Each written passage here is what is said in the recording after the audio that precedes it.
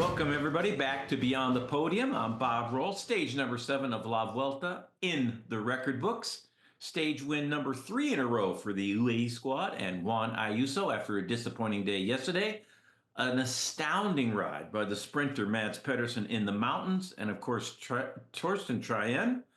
Another day in the leader's jersey, losing no time to Jonas Vingegaard and company in the overall standing. So a great day out for the Bahrain man from Norway. Christian Vande, give me your headlines from today. I was very impressed by Mads Pedersen especially, and Torsten Trajan defending the lead. I think for me, it's Bahrain and Train. They were incredible today. They rode fantastic, like seasoned veterans, all of them may be able to manage an unwieldy big group going off the front, especially in that category 1. It was going sideways at that point in time. And Torsten, yes. What he did himself, Bob, I mean, I expect him to lose time, yes, but lose no time and not even come close to losing the jersey. I think this guy holds onto the jersey until the Angliru. I mean, this is going to could be revelation of this Vuelta, at least for himself. I mean, to have this in your pocket and realize that you do have the potential to ride with the best, because he's never been put in this situation before to truly try this deep into a race. So that's my headline today is the surprise, the pleasant surprise of both Torsten and the Bahrain squad in total.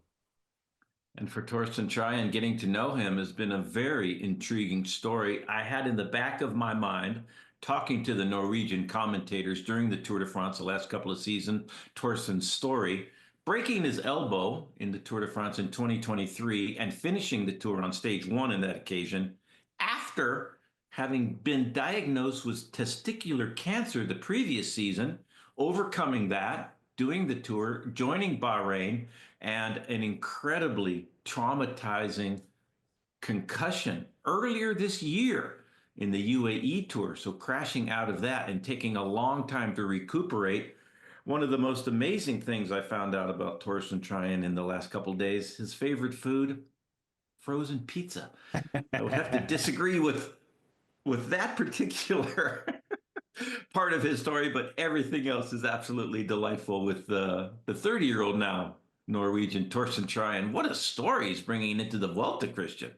Yeah, I actually even appreciate the being transparent with the frozen pizza. You could, most people would not say that. They would say something just right up. I like pasta, whatever that may be, but he likes frozen pizza. So, I mean, really, but the stage was awesome. There's some stages that, we don't see in totality. And sometimes we miss out on some amazing things. And sometimes it's horrible that we have to race and cover the entirety of a stage. But today, that first hour and a half of racing was just wow.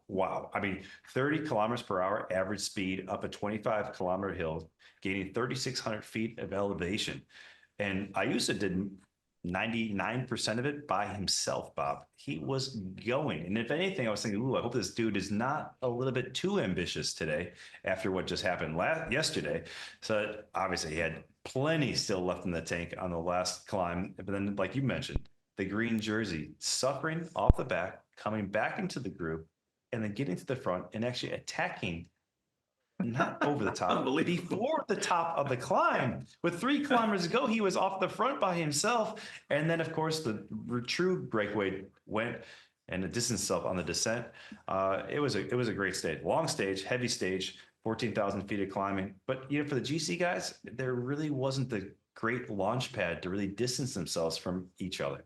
I mean, there was nobody of note that was really out the back. You're thinking of Taberi, Landa, Gadu. Those are the other guys that really were out the back, and I'm not really we're putting too much weight behind them going for the podium, obviously. And if you're not, like you said on the show, if you're not being able to match the accelerations on a climb like that today, don't even think about trying to do that on the Angliru. So a lot of hard climbing stages to come. Jonas did not even think about attacking with Almeida. Almeida was the biggest aggressor of the day.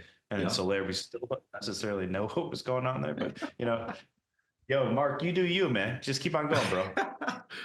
Wild Chupitola Soler, always unpredictable in the Vuelta, especially, and getting a little bit of an advantage over the other riders from the GC group at the finish line. Probably inconsequential in the grand scheme of things, but for his teammate Juan Ayuso, a very big day to remind everybody of how talented he is.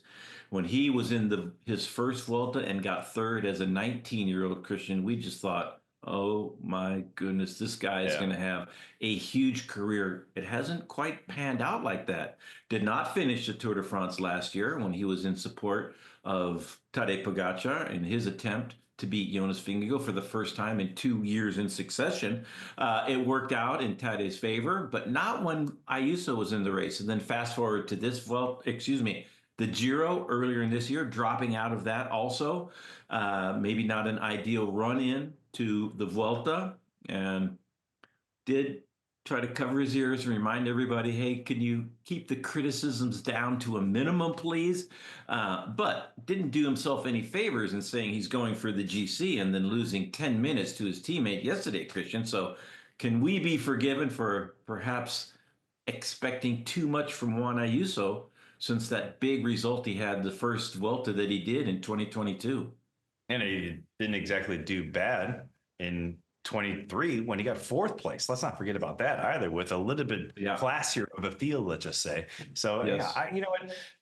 He deserves that, and he earned that. Let's face it. When you earn that kind of stress on your own shoulders, I mean, you're going to get it, and that's part of what you get with being a champion. And so we expect a lot out of Juan Ayuso, and I think Juan Ayuso expects a lot of himself. So, you know, he got a stage win now. It's his first stage win, like you mentioned, that he's ever had. He said that he loves this race. This is his favorite race, his home race. Makes a lot of sense.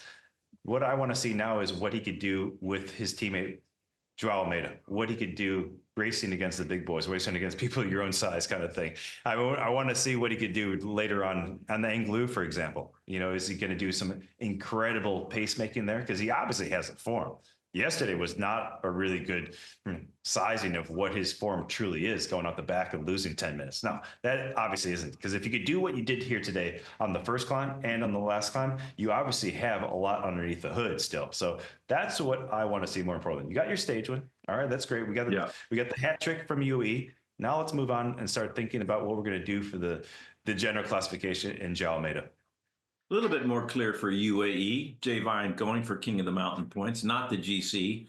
Ayuso off the GC. Do you see Ayuso dedicating his abilities in support of Joao Almeida for at least the foreseeable future in this Vuelta, Christian? Yes, I truly do. And there's no reason to second guess that at this point in time. And really, there's no reason for him not to, especially considering he's so far back in general classification. When you're 30, 40, within a minute, let's just say, it's harder to really sacrifice yourself and for your teammates, and especially when you're within a percentage point of capabilities. Now, I think it makes it a lot easier, especially since he's got a stage win, like I just said, and now and it's so far back in general classification.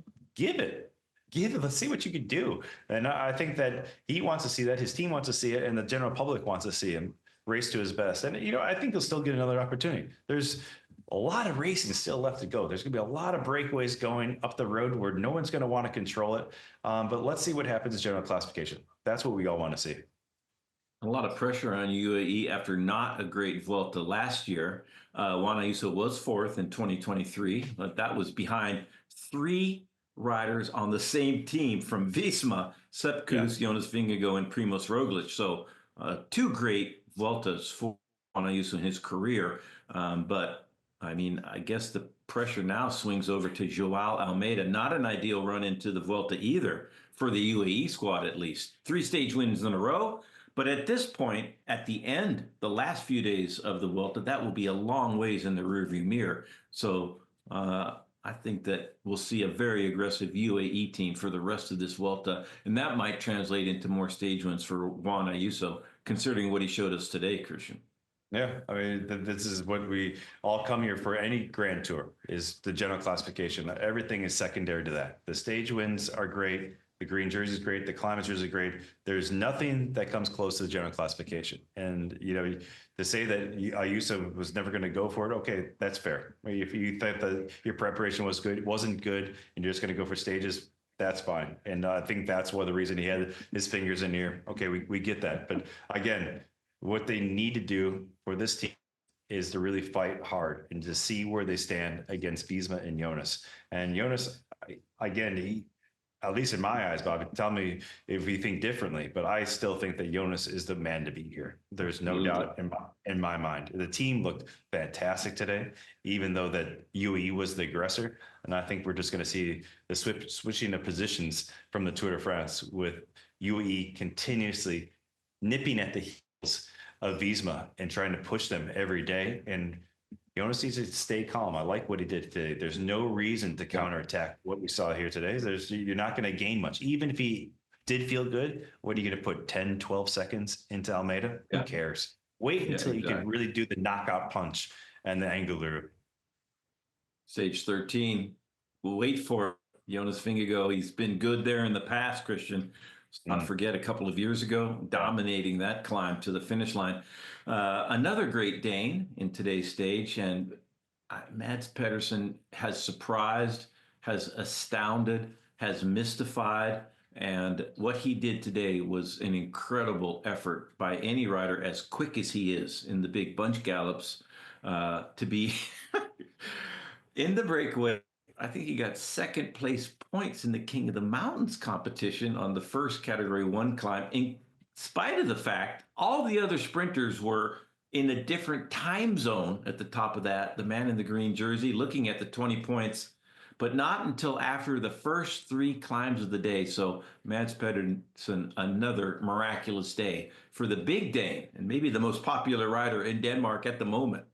Yeah, we all love it. We all love to see it. I mean, there's some standouts. You think going for the green jersey in the past, Peter Sagan comes to mind. Thor Husfeldt could do some crazy, spectacular moves off the front, but the consistency of what Mads does, these spectacular moves off the front, is mystifying. Like you just said, I mean, to be able to be that big, to be that powerful in a sprint, and still have the endurance to be able to climb with some of the best riders in the world.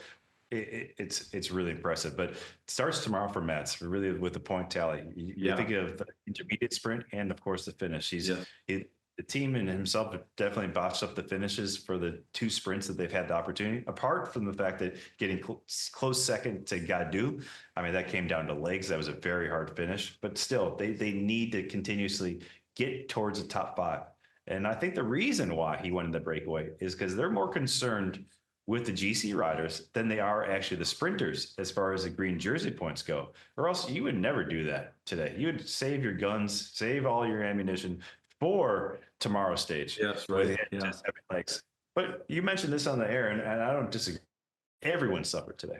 I don't care who you are. If you're on the front or off the back, those guys are all suffering on the day like today. It's a heavy day, heavy 2 days. I mean, we had 26,000 feet of climbing over the last 2 days, and the day before team time trial. So it's been heavy. So tomorrow we'll see who has the legs. You know, Philipsen came up a little short last time we saw with Ben Turner coming over the top of him again. There was uphill. But you know, this is why we race, Bobby. Every day is a different day, and you never know how your body's going to perform, especially late in the season. And there's a great opportunity for Philipsen tomorrow, and he could get back that green jersey, put it back on his back, going into some of the more climbing days over the weekend. They're not horrible, these 2 stages that we're going to see on Saturday. Oh, I'm getting all confused now. We're going all the way to Monday, whereas it is Friday today. Dude, we're 6 hours in there. I am broken right now. But we have a couple of climbs, flat stages with category 2s and 1s going to the finish line. So that's going to be interesting, especially when it comes to red jersey. But plenty of opportunities for Mads to continue to get into these breakaways and go for the little bit harder intermediate sprints, the days that maybe, let's say, Philipsen can't get in the break or he's off the back like today. And a good day for the USA also. 5 Americans out of 6 in the top 20. And Matthew Riccatello keeping hopes alive that he has a high GC at the end of this Vuelta. Hampered last year because of a pretty high-speed crash, and that really slowed him down when he was riding really well in the opening stages last year. But so far, trouble-free Vuelta and climbing great with the best in the business for Matthew Riccatello. The other Americans, Sean Quinn, Kevin Vermark in the breakaway, also riding well. And of course, Sepp Kuss and Matteo Jorgensen on the shoulder of Jonas Vingegaard at the finish. So pretty solid Grand Tour for the United States so far in the Vuelta. Love to see it. We love to see it. I mean, seeing those guys, especially the two boys from LA being off the front, that was already great. I mean, just to make the breakaway was a win in itself. Such a hard stage to be in the breakaway. And really, when you look at the stage finish and the time, apart from Ayuso, it was really tight from second to everyone who was in that breakaway. It was not big gaps. The only big gap was between first and second place, and that's Ayuso just right. so far ahead of the rest. But they weren't so far behind second place in Frigo. So it was a great race to see. And like you mentioned, the Matteo and of course Sepp, we expect to see those guys, especially considering Jonas is one of the favorites for this race, be up towards the front. But I think Matthew Riccatello, stages like today and climbs like today are not necessarily in his wheelhouse. When you have the big accelerations on the terrain that's not that steep, but when it gets really steep, especially the Angliru, I think he's going to have a fantastic. He's a small guy, very skinny, pure climber. So the fact that he got through this first week unscathed, knock on wood, compared to last year, that's a big boon in the right direction. And I'll be love to see what Matthew could truly do in the general classification. Well, tomorrow a day for Matthew Riccatello and the other climbers to cool their jets. Much flatter terrain, bit rolly at the start, but then a circuit around Saragossa to the finish line. If the breakaway is contained, it looks like a day for the sprinter, at least on paper, Christian. Yeah, I would agree with that. If you're looking a little bit closer, though, those first 50 kilometers, 30-some miles, is a little bit harder than you think it is, especially if the entire peloton definitely goes for it. That's the only problem, though. Will the entire peloton actually go for it tomorrow? I don't know, Bob. And a day like tomorrow, especially after yesterday or today's stage will be yesterday's stage tomorrow. I think that a lot of those guys will want that rest day. But at the same time, when you don't have a climber, you don't have a sprinter, you can't win the team time trial, you don't have a time trials, you have to really go all out for it. But the problem is there's not enough teams with that mentality, because you need to create absolute chaos to make the field to absolutely explode and to have a big breakaway go off the front and really put a team like Alpecin on the back foot. I just don't see that happening. So I think there'll be a breakaway up there for sure, but I think there's still going to be a sprint at the finish tomorrow. I'm putting my money on Philipsen tomorrow. But apart from that, I don't know what else could happen. Could be crosswinds. Zaragoza is usually pretty windy in that area. I've been caught in a crosswind plenty of times in Zaragoza, so I'd love to see some winds. But these days, I feel like we get so excited for crosswinds, and it never happens. It never happens. Well, and Alpecin probably be one of the best teams if the crosswinds do blow, along with the Lidl Trek squad, still looking for that elusive stage win. Do you think it happens tomorrow, Christian? We'll see. I will see. I mean, no, I think Philipsen is the one. He's gonna be the man to meet. I see what you did. They try to trick me, but no, I don't. I don't see Lidl Trek taking that first stage win tomorrow. The only way I see that happening, if it is chaotic, it is a total mess at the beginning, and then we see crosswinds, maybe they could have the upper hand. Like you mentioned in the air, that everyone suffered on a day like today. It wasn't just Mads. So everyone's going to be a little tired. So if it is that hard, then maybe we could see Mads come off victorious. But without that, no, I still think Philipsen is the fastest one here. Torsten Tryon in red. I see him going at least to the first rest day in the red jersey, and maybe even to at least the base of the Angliru. Not out of the question for the Norwegian leading the Vuelta a España so far. Today was a big test, maybe the biggest test until stage number 13 to stay in that jersey. I think he keeps it all the way to stage 13, Angliru. I think he keeps it all the way there. I mean, there was a top finishes that I was thinking was this weekend, but it actually is on Tuesday after the rest day. But I think that he makes it through the weekend into the rest day. And then after that, anything goes, of course, and you never know how your body's going to react, especially when you push it beyond its capabilities day in and day out, and the stress that he's not accustomed to, of course.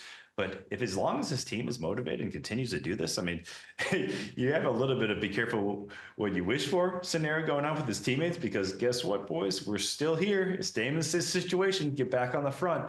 But I don't think they'll have to do as much work tomorrow, considering the sprinter teams should be at the front for the majority, as long as they keep this under control. That being Bahrain at the first 50 kilometers, let's say, if it does go pear-shaped there, but I think they should have more or less a rest day for the team. And then after that, we'll see. But I think that he'll hold this for quite a few days. And that's massive. And just like Jack Haig said in the bus to the boys, it's like, look, I know that we don't have the possibility,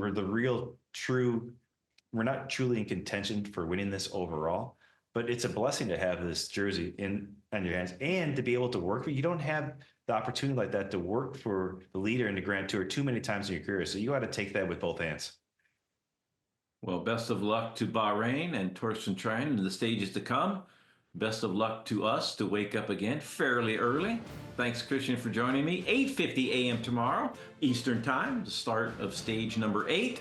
A day for the sprinters, maybe an outside chance for the breakaway. Thanks, Christian. We'll see you tomorrow.